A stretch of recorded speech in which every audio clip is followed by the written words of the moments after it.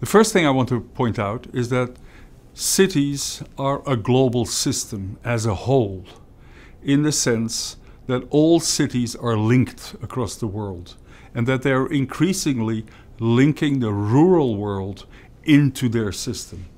And so the relations between London, New York, Hong Kong or Shanghai, Mumbai and so on are as important as the relations between Phoenix and Wickenburg in order to really understand what is going on. So it's a multi-scalar phenomenon, and we need to look at this at all the different scales. We need to look at this at the global scale all the way down to the individual city and the relation with the outside of that city. There are two principles that I've mentioned in this course.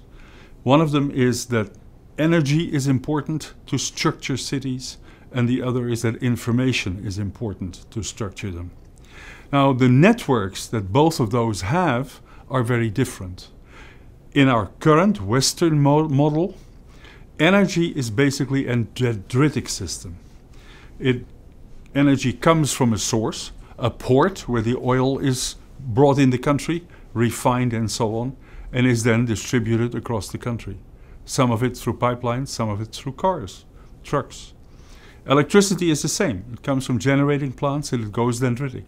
Our ancient phone networks were also like that. So all those things were networked in a dendritic way. That is fundamentally changing. For information, it has already changed, and we have talked about that.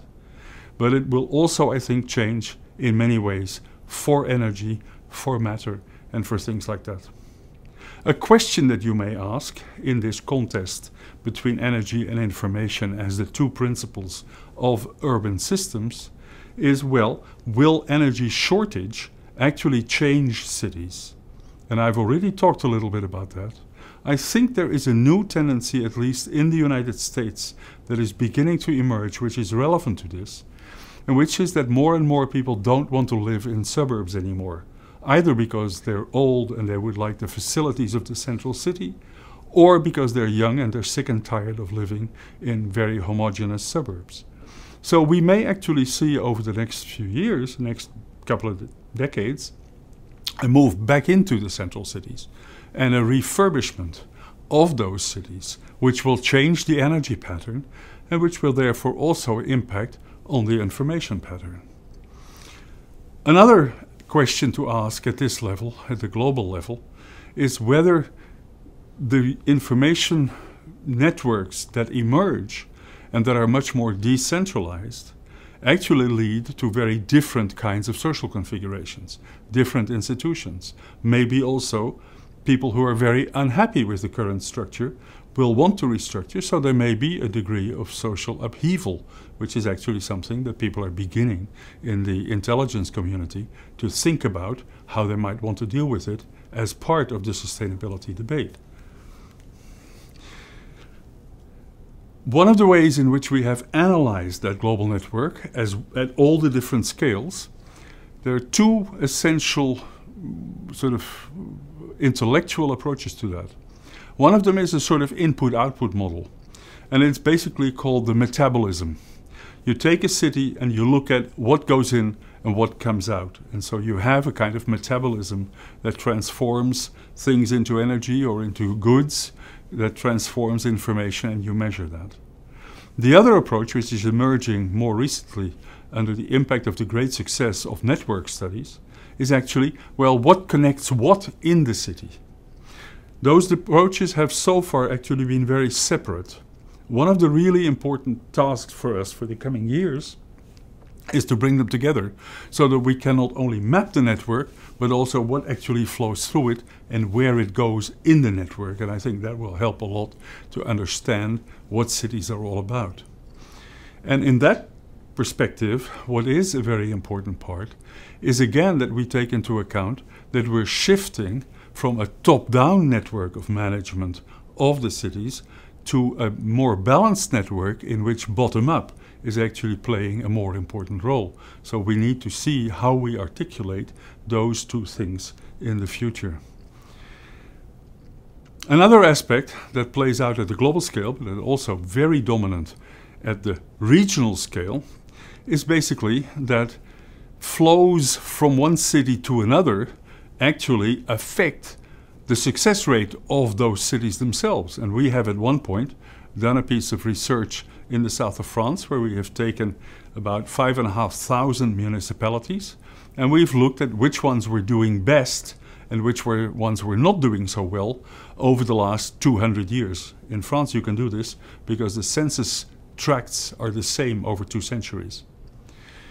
The interesting thing that comes out is that what determines the success of a city are the resources around it, the connectivity to the rest of the urban system, the age range of the population, the diversity of trades in the population, so basically the diversity of activities in the city.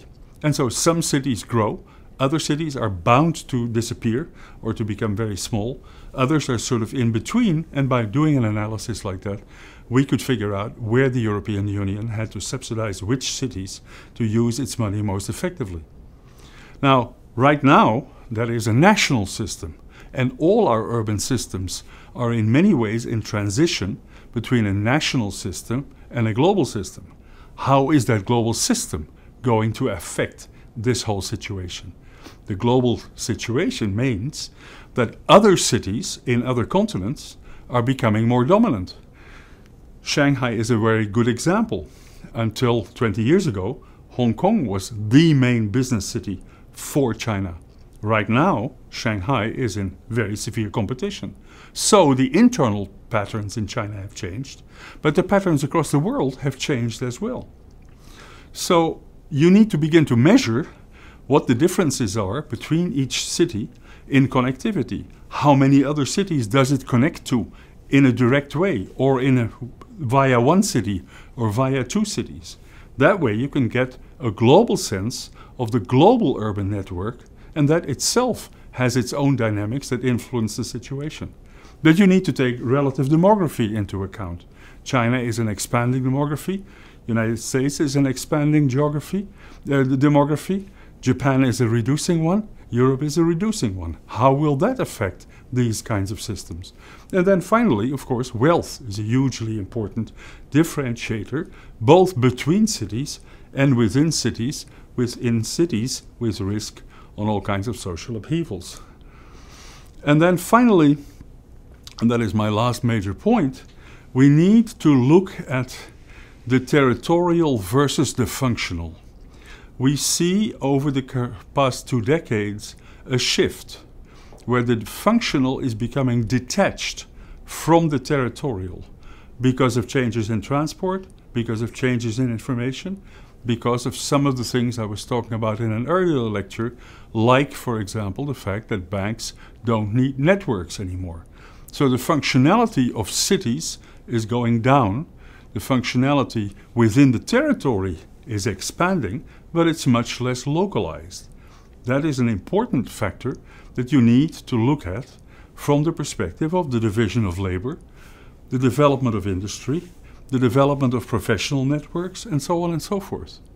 And then finally, you need to look at the geopolitics, clearly, of all of this. And I think I'll leave it at that. Thank you very much.